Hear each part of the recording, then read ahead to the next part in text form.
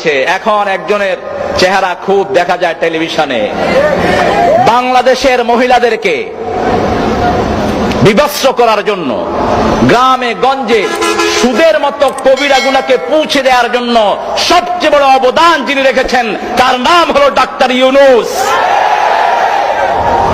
সুদ এত বেশি কোনো ব্যাংকে নাই যত বেশি গ্রামীণ ব্যাংকে, এবং এই সুদ দিয়ে তিনি মানুষের বাড়িঘর ভেঙে নিয়েছেন। এটার অসংখ্য নজির আছে। যদি ইসলাম থাকতো হাজার হাজার জিনার দায়ে তাকে শাস্তি দেয়া হতো। আল্লাহ আমাদেরকে সঠিক সমঝ দান করুক, আমরা বলি আমিন। আমার নবী বলেছেন, একটা কাজে সুদের খায় 42 বার মায়ের সাথে জিনার গুনাহ তার আমলনামায় ওঠে। এই অপকর্মের সাথে যে জাতিকে লিপ্ত করেছে তার জন্য আমাদের কোনো শ্রদ্ধা থাকতে।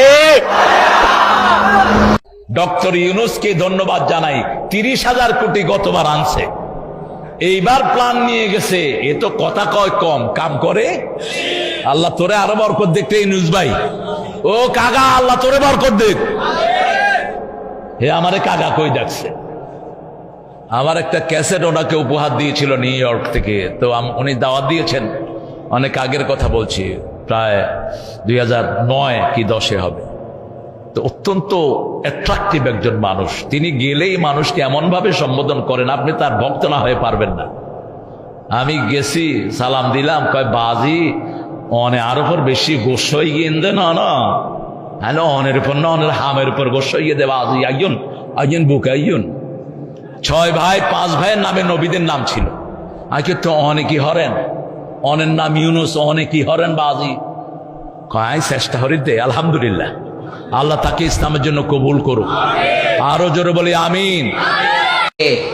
এদেশের 17 কোটি মানুষের প্রধানমন্ত্রী, আমাদের প্রিয় প্রধানমন্ত্রী জননেত্রী শেখ হাসিনাকে এই দুর্নীতি দমনের ব্যাপারে আল্লাহ আরো কঠোর হওয়ার তৌফিক দান করেন। আমাদের প্রধানমন্ত্রী অনেক চেষ্টা করে যাচ্ছেন। উনি একটা কমিশন বানিয়েছেন, দুর্নীতি দমন কমিশন, কিন্তু কাজ হচ্ছে না, ঠিক কিনা? ওনার আব্বাজান বাংলাদেশের স্বাধীনতার স্থপতি বঙ্গবন্ধু শেখ মুজিবুর রহমান, আল্লাহ ওনার কবরটারে তুমি জান্নাতের বাগান বানাও। উনিও দুর্নীতির বিরুদ্ধে লড়াই করেছেন, কিন্তু উনি একা চেষ্টা করলে তো হবে না। বাংলাদেশের সব নেতাদেরও তো দুর্নীতি বিরোধী আন্দোলনে নামতে হবে, চিল্লায় কোন ঠিক কিনা? এই স্বাধীনতার পর থেকে আমাদের দুর্নীতি বন্ধ হয় নাই, আমাদের ঘুষ কমে নাই, ঠিক কিনা? এজন্য বঙ্গবন্ধু খুব আফসোস করে বলেছিলেন, কোন দেশের নেতারা পায় তেলের খনি, কেউ পায় গ্যাসের খনি, কেউ পায় সোনার খনি, আমি পাইছি সুরের খনি, ঠিক কিনা? 1973 সাল, স্বাধীনতার 2 বছর পরের ঘটনা, বাংলাদেশে হাড় কাঁপানো শীত। বঙ্গবন্ধু আহ্বান জানালেন, আমার উত্তরবঙ্গের বুড়া লোকগুলো মরে যায়, গোটা বিশ্ব থেকে আপনারা ত্রাণের কম্বল পাঠান। আসতে শুরু করলো কম্বল, এক এক প্লেন আসে, কার্গো প্লেন কম্বল নিয়ে। 7.5 কোটি কম্বল আসলো। বঙ্গবন্ধু আফসোস করে বললেন, 7.5 কোটি বাঙালি, 7.5 কোটি কম্বল, আমার কম্বল কই? এজন্য দুর্নীতি করা যাবে না, ঘুষ খাওয়া যাবে না। এই ঘুষ যতদিন বন্ধ না হবে, বাংলার জমিনে সিডর পাঠাবে কে? ভূমিকম্প পাঠাবে কে? মহামারী পাঠাবে কে? এদেশের 17 কোটি মানুষের প্রধানমন্ত্রী, আমাদের প্রিয় প্রধানমন্ত্রী জননেত্রী শেখ হাসিনাকে এই দুর্নীতি দমনের ব্যাপারে আল্লাহ আরো কঠোর হওয়ার তৌফিক দান। আমাদের এদেশের স্বাধীনতার স্থপতি বঙ্গবন্ধু শেখ মুজিবুর রহমানের সেই 7ই মার্চের রেসকোর্সের ভাষণ মনে আছে? এবারের সংগ্রাম মুক্তির সংগ্রাম, এবারের সংগ্রাম এখনো কানে বাজে, ঠিক কিনা? যতদিন বাংলাদেশ থাকবে ততদিন এই ভাষণ থাকবে কি থাকবে না? তাহলে নেতা হইতে হইলে এরকম ভাষণ জানা লাগে। বারাক ওবামার নাম শুনছেন? কথা কয় না, শুনছেন? এই লোকটাও চমৎকার ভাষণ দিতে জানতো। যে এলাকায় যাইতো ওই এলাকা ধরে ডাক দিত, লোকজন খুশি হয়ে যাইত। নির্বাচনে জিতে প্রথমে উনি গেল শিকাগো সিটিতে, আমেরিকা একটা শহর আছে শিকাগোতে, বিশাল বড় অ্যাসেম্বলি। উনি ভাষণ শুরু করলেন এভাবে, হ্যালো শিকাগো, মানে পুরো শিকাগো শহরটার একটা ডাক দিলেন। সুদখোর মহাজন ডক্টর ইউনূস সাহেবরাও একটা থিওরি দিয়েছেন, অ্যাডাম স্মিথ থেকে নিয়ে সুদখোর মহাজন পর্যন্ত অনেক থিওরি দিয়েছে। আমি চ্যালেঞ্জ করে বলবো, কোন একটা থিওরি আজ পর্যন্ত কোন মানুষকে ম্যাক্সিমাম স্যাটিসফ্যাকশন, সর্বোচ্চ চাহিদা পূরণ হওয়ার গ্যারান্টি দিতে পারে নাই। স্বাধীনতার স্থপতি বঙ্গবন্ধু শেখ মুজিবুর রহমান গোটা অমুসলিম ওআইসি গঠিত হওয়ার সময় তিনি সদ্য স্বাধীন এই ভঙ্গুর বাংলাদেশের প্রধানমন্ত্রী হিসেবে ভারতের রক্তচক্ষুকে উপেক্ষা করে ওআইসিতে যোগদান করেছিলেন। ইতিহাস আপনি না জানলেও আমরা জানি। বঙ্গবন্ধুকে সেজন্য শ্রদ্ধা জানাই, সালাম জানাই। তিনি তার দেশ এবং তার জাতির গন্তব্য নির্ধারণ করে দিয়েছেন। ডিজিটাল বাংলাদেশ গঠন করার জন্য যে স্বপ্ন দেখেছেন তিনি অবশ্যই কোরআনের আয়াত দিয়েই করেছেন, যেন মুসলমানের নেই। এক কথা বলছেন এখানে 16 কোটি মানুষের জননী প্রধানমন্ত্রী শেখ হাসিনা যে স্বপ্ন দেখেছে এটা বাস্তবায়নের জন্য যে কাজ করবে না, সে যে দলের লোক হয় হোক ও জাহান্নামে যাবে। 16 কোটি মানুষের জননী প্রধানমন্ত্রী শেখ হাসিনা যে স্বপ্ন দেখেছে এটা বাস্তবায়নের জন্য যে কাজ করবে না, সে যে দলের লোক হয় হোক ও জাহান্নামে যাবে। সুকৌশলে একটি মহল ভাস্কর্য নির্মাণের এই বিরোধিতাকে বঙ্গবন্ধু শেখ মুজিবুর রহমানের বিরোধিতা বলে আখ্যায়িত করার চেষ্টা করছে। এ বিষয়ে আমার বক্তব্য দ্ব্যর্থহীন। বাংলাদেশের স্বাধীনতা সংগ্রামের মহান নেতা বঙ্গবন্ধু শেখ মুজিবুর রহমানকে একজন মরহুম মুসলিম নেতা হিসাবে পরিপূর্ণ শ্রদ্ধা আমি করি এবং তার রুহের মাগফিরাত কামনা করি। কখনো কোনোভাবেই এমন একজন প্রয়াত মরহুম জাতীয় নেতার বিরুদ্ধাচরণ করি না এবং করাকে সমীচীন মনে করি না। এই কথা যখন শাইখুল হাদিস বলেছেন, বঙ্গবন্ধু চিৎকার করে উঠলেন, হাত উত্তোলন করে শাইখুল হাদিসকে আমি শাইখুল হাদিসের মুখে শুনেছি। এই কথা যখন শাইখুল হাদিস বলেছেন, বঙ্গবন্ধু চিৎকার করে উঠলেন, হাত উত্তোলন করে শাইখুল হাদিসকে বুকে জড়িয়ে ধরে বললেন, হুজুর আমরা তো এটাই করতে চাই, এটাই তো আমাদের মুক্তির সংগ্রাম। তোমরা তো স্বাধীনতার ইতিহাস জানো, বঙ্গবন্ধুর নাম জানো, বঙ্গবন্ধুকে নেপথ্য থেকে শাইখুল হাদিসরা যে চেতনা জুগিয়েছিলেন সেই ইতিহাস তোমরা ভুলে গিয়েছো।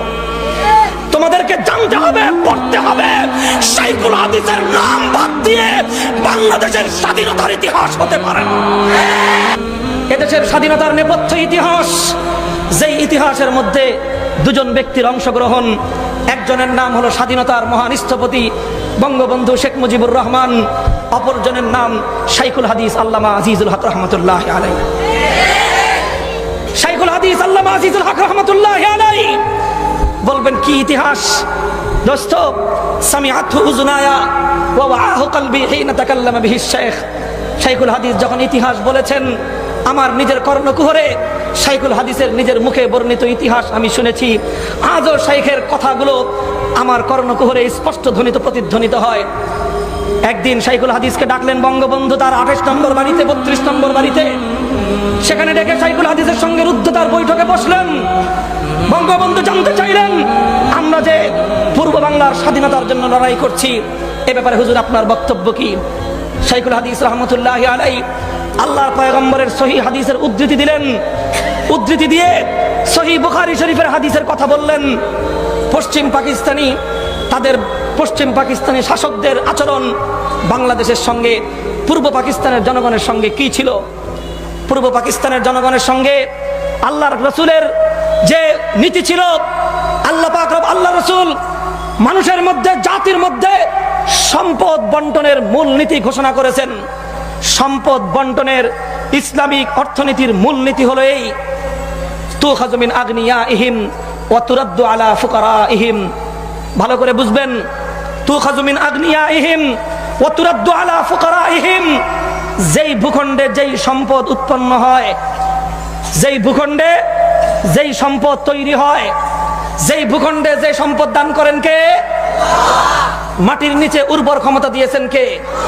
সুতরাং এই উর্বর ক্ষমতা দিয়ে বঙ্গবন্ধু শুধুমাত্র আওয়ামী লীগের নেতা নয়, বঙ্গবন্ধু এ জাতির 18 কোটি মুসলমানদের নেতা। মুসলমান স্পষ্ট বলতে চাই, আমি ইতিহাসের পাতা পড়ে দেখেছি, আমি কোনো বানোয়াট কথা বলতেছি না। গোটা পৃথিবীতে যে সমস্ত নেতৃত্বের কথা গোটা পৃথিবী ইন্টারন্যাশনালি আলোচনা করা হয়, তার মধ্যে সবচাইতে আগে যে নামটা আসে সাউথ আফ্রিকার নেলসন ম্যান্ডেলা। এরপরে যে নামটা গোটা পৃথিবীতে ইন্টারন্যাশনালি সবার কাছে গ্রহণযোগ্য, সেই নামটা আমাদের বঙ্গবন্ধু শেখ মুজিবুর রহমান।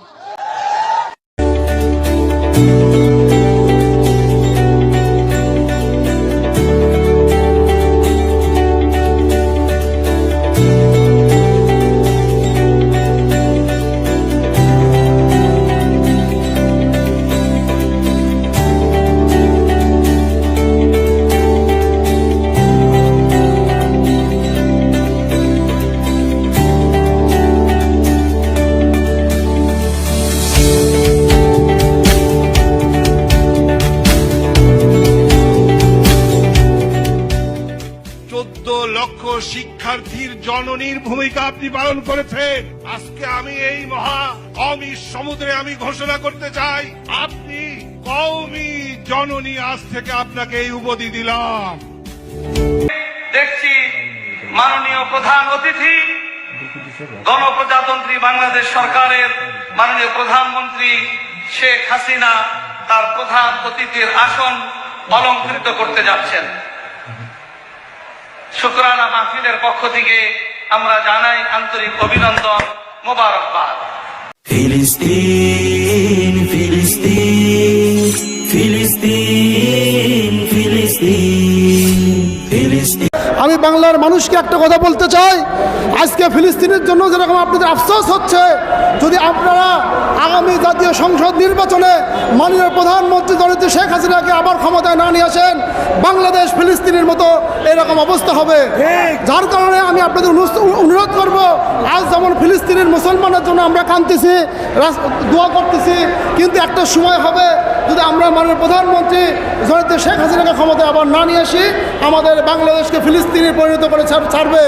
এই জন্য আমি খোদার আহ্বান জানাই বাংলার মুসলমানকে, বাংলার মানুষকে, আমরা বাংলাদেশকে ফিলিস্তিনি করব না, আমরা বাংলাদেশকে ইসরায়েলের মতো তাদেরকে সুযোগ করে দেব না।